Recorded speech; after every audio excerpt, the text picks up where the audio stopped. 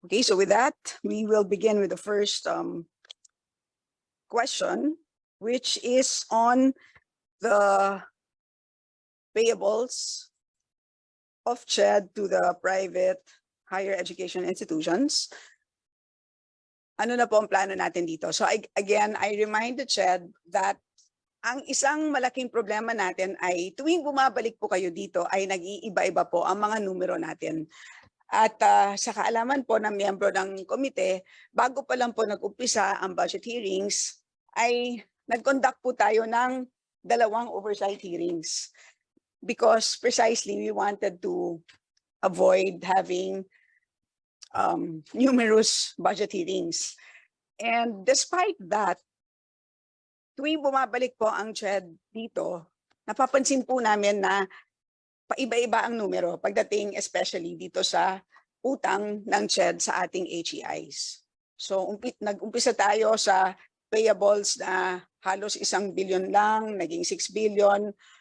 At nung August 23, ang kabuoang payables to HEI sumabot ng 13 billion. Sa private HEIs, 10 billion. Pero ngayon, ayon sa kanilang submission, ay bumaba sa 7.7 billion. Okay, so hayaan natin ang ating chairman na muling magpaliwanag. So, Chair Popoy de Vera, good afternoon, and you have the floor, sir. Thank you, Madam Chair. In the 2 meetings held by the Oversight Committee, including the Committee on Higher and Technical Education, the claims of the private schools in no-sook, no-look areas is approximately about 7 billion pesos. There is no funding for it because in the 2 previous GAAs, the funding for free higher ed was already consumed and there was no money available to accept new test grantees in private schools with no sook, no look. We promised the committee that we will look for money for it, including requesting the DBM to provide additional HEDF for it. So we looked at the budget, the Unifast board met, and we decided that in order to be able to pay the claims of no sook, no look schools, we have to reduce the tests for the students. Otherwise, hindi po magkakasya. So the Unifast board reduced the test grants to students to 20,000 per student per year.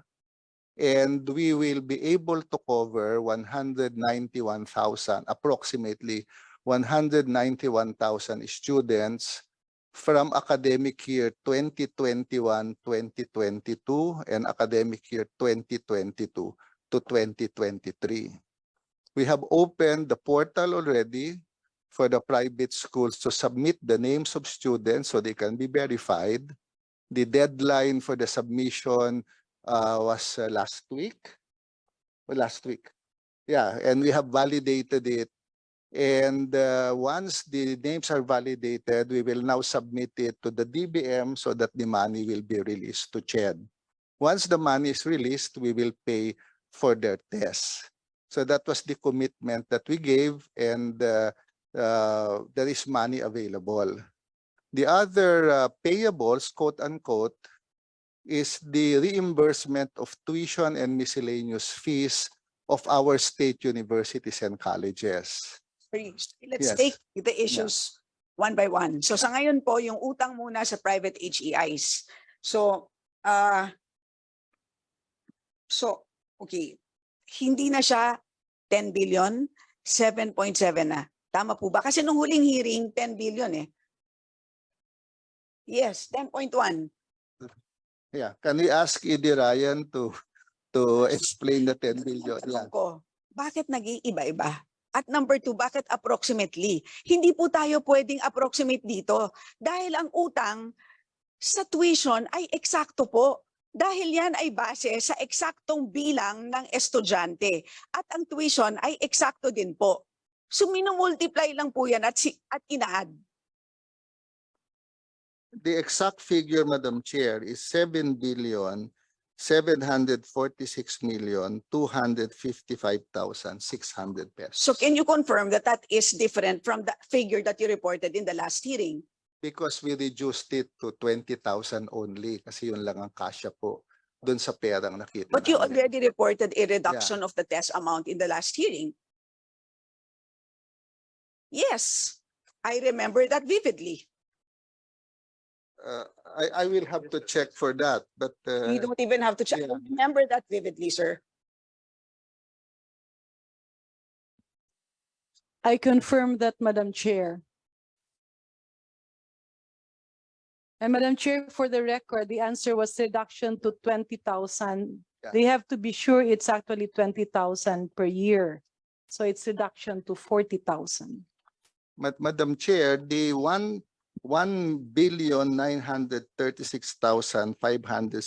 1,936,563,900 pesos is for the school year, for this coming school year. Dali lang, sir. Yeah. Doon muna tayo sa utang Yeah. natin. Okay, so, okay, linawin natin. Anong school year po yan? This is 2021-2022 and 2022-2023. Okay. So yung 2021 po, babayaran sila for 2 years. Yung 2022-2023 students will be paid for 1 year. Okay. So the And- total is 7.7 billion pesos. Okay. Number of students for 2021 to 2022? 191,739 students. And for 2022 to 2023? Yun Same number. same po Yes. kasi same magiging continuing sila No doon dropouts. sa second year, assuming there are no dropouts. Again, we need to have, Yeah. remember, this is an exact count. Yeah. Because this is a billing, hindi po ba? Yeah. So, They just submitted their billing, Madam Chair. So we and will, these are all yeah. in the past. yes. Because they have to submit proof of enrollment. They have to claim the, Yeah. so the number is the number of students being claimed. Yeah, Madam Chair, But just whether they to, are qualified students, yun po ang binabalidate. Madam Chair, just to clarify, what was earlier mentioned is 2021 to 2022, 2 years. Yes. 191,739 students. And then for 2022 to 2023, ang sabi nyo, 1 year, but the same number because it's the same number of students. There's a new cohort. So, Yeah. yan ang bago nyong sinabi. So, these are different set of students. Hindi po, accumulated na yung 191. So, if it's accumulated, yung 2 years is 2020 to 2022, not 2021 to 2022. Kasi 2 years dalawang taon. Hindi, One yeah. school year is 2021 to 2022. That's the school calendar year. So it's 2020 to 2021, 2021 to 2022. Kaya naging 2 years. At yung 2022 to 2023, yan yung 1 year. Just to be Yes, clear. Yes, Madam Chair, there are 2 cohorts. Yes. So, okay. Yeah. The total of the 2 cohorts is 191,000 students. I'm just saying Yeah. that for the first cohort, yung 2021 to 2022, may attrition yan doon sa second year niya. It is possible. Yes, Yeah. it's possible. Ang sinasabi ko, cuentas claros. Kasi singilan po tayo, di ba? So, ilan po yun? That's the purpose of this Yeah. hearing. Hindi po ba? Idi Ryan, can you give the validation results? Mr. Chair, if I may, Madam Chair. The deadline for validation is until Friday po, Madam Chair. So we'll be able to know the exact number of qualified students out of the 191,700 plus on Friday.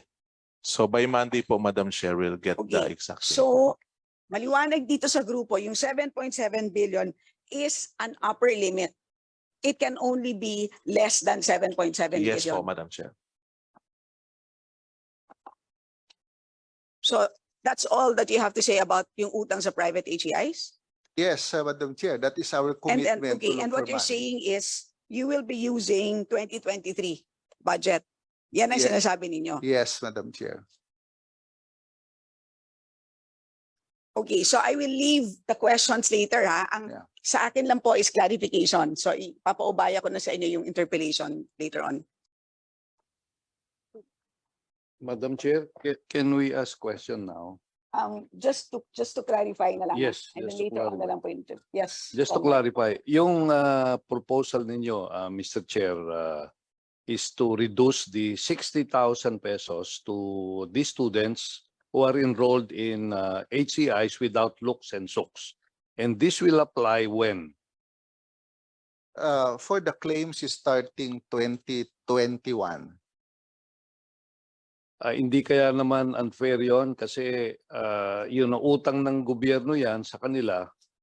And if they assume that this is a continuing accountability based on the assumption that the amount given to them is 60,000 per student per school year. And if this is utang, we cannot reduce the utang to 20,000 even when it was already incurred in year 2020, 2021. Moving forward, siguro yung 20,000, Mr. Chair. Madam Chair. We discussed that in the Unifast board and we consulted with the COCOPEA to represent the private schools So and the sila. PASOK for the public schools. And they both agreed on the reduction to 20,000. So hindi ko lang po decision yon. There was consultation with the schools kasi yun lang po yung available na pera.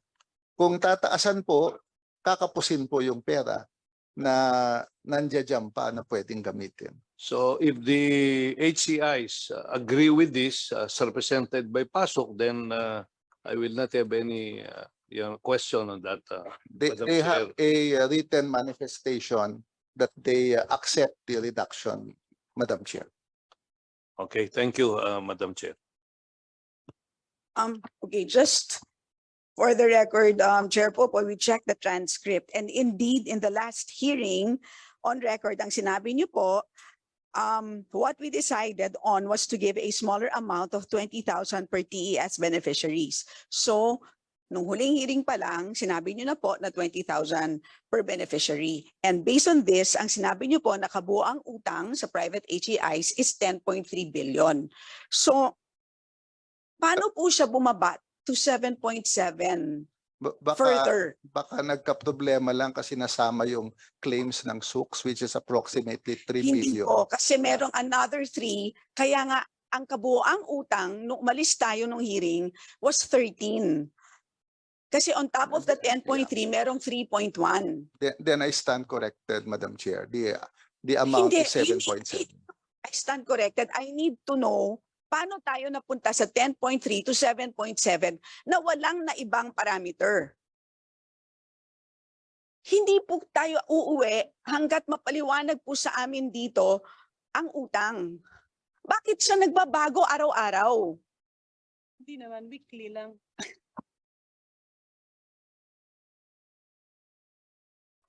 Chair, please. Let us get to the bottom of this issue.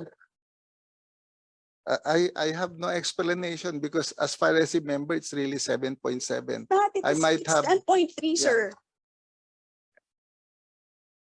I have nightmares about this problem, so I vividly remember the number.